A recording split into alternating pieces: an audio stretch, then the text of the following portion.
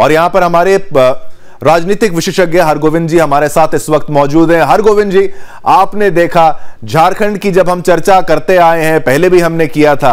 नमस्कार, वंदे मातरम। वंदे मातरम, वंदे मातरम जी, बिल्कुल। झारखंड की राजनीति में क्या हो रहा है ये? देखिए, ये केवल झारखंड की नहीं, संपूर्ण भारत की राजनीति में क्या हो रहा है, इसको बड़ी गंभीरता से देखने का समय है कि क्या हम इसे तानाशाही माने या न्याय माने। तानाशाही से मेरा अर्थ है कि समय निर्धारित है, कि समय तय कर और चुनिंदा लोगों को चुनकर यदि उसी बिल्कुल जैसे कहते हैं ना क्रिकेट में टाइमिंग, बॉल का बल्ले से टकराना, तो क्या इसको आम जनमानस ये माने और क्या इसको न्याय माने कि घोटालेबाज कल सलाखों के अंदर होंगे? देखिए, लोग चारा खा गए, लोगों ने क्या कुछ नहीं किया जो हम पिछले 10 वर्षों में, क्या इतना समय भी नहीं मिला पिछले 10 वर्षों में यदि हम देखें तो क्या एक भी घोटालेबाज जेल के अंदर हुआ?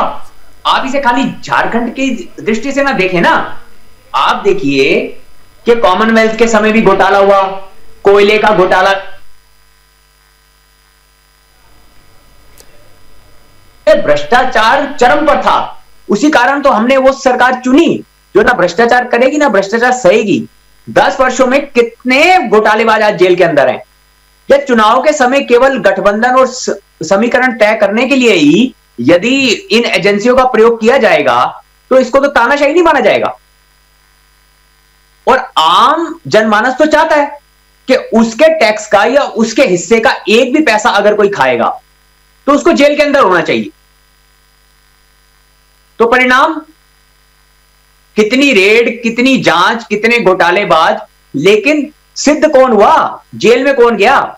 वही तो यदि आज मेरे को बड़े भारी मन से कहना पड़ रहा है कि सोरेन साहब यदि एक सबसे बड़ा विश्व का राजनीतिक दल अगर कल को ज्वाइन कर लेंगे तो वो भी पाक साहब हो जाएंगे, वो भी उनके साथ सत्ता का सुख भोगेंगे।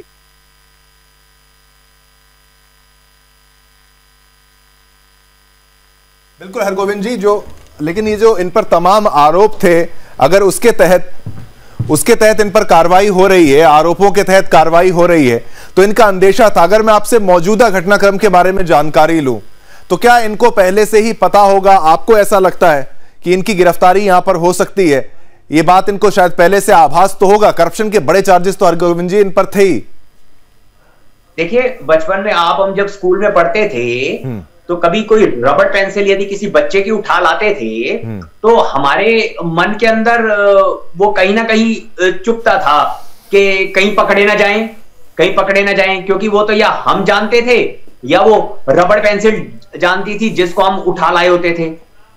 तो ये तो स्वाभाविक है कि जिसने भी चोरी की, घोटाला किया, या ये तो राष्ट्रद्रोह के समान है ना जी। कि जब आप जनप्रतिनिधि चुनकर आते हैं, आप एक शपथ लेते हैं कि मैं देश के लिए, और यदि ये सब नहीं कर सकते तो आप दुकानदारी कीजिए, आप जाके कहीं पे दलाली कीजिए। आपका राजनीति में क्या काम?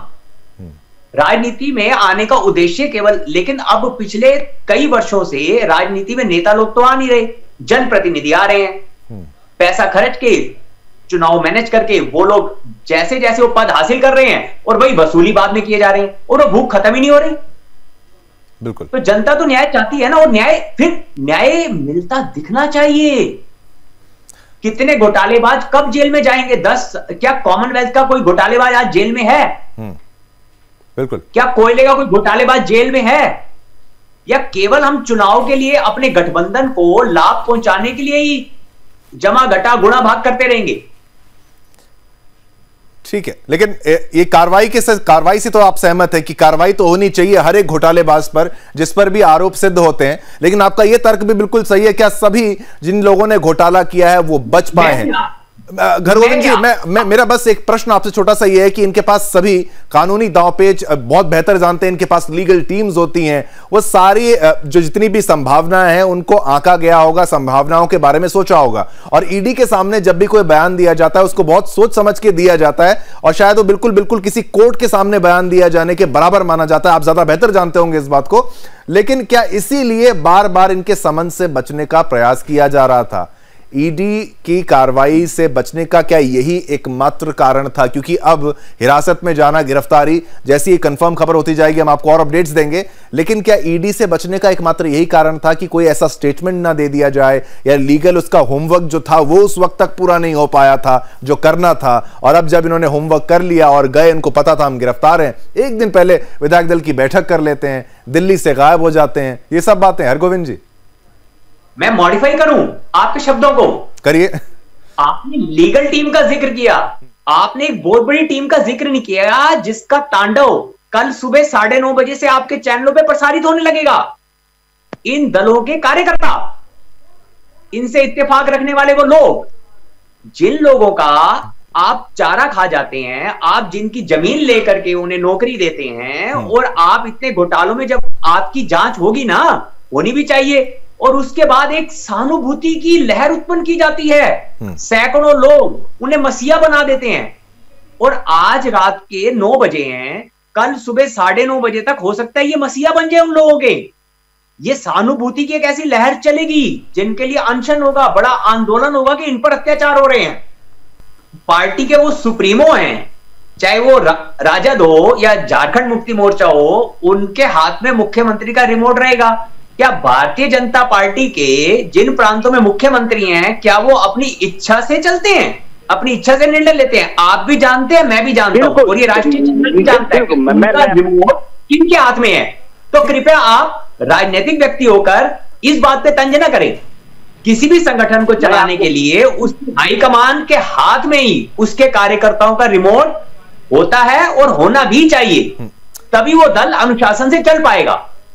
मैं किसी दल विशेष का पक्ष नहीं ले रहा, मैं भारतीय जनता पार्टी की आलोचना नहीं कर रहा, लेकिन यदि आप देखें भारतीय जनता पार्टी या कांग्रेस या किसी भी दल को ले, उनके मुख्यमंत्री का रिमोट किसके हाथ होता है?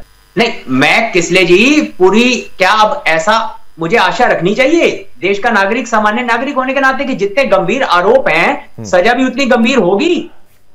या कल को घोड़ों की खरीद फरोख्त के बाद वो मोल भाव होने के पश्चात कहीं अजीत पवार वाला न सीन हो जाए? उन्होंने भी उप मुख्यमंत्री रहते हुए बहुत सा कुछ ऐसे किया, और आज वो साथ में सत्ता का सुख भोग रहे हैं।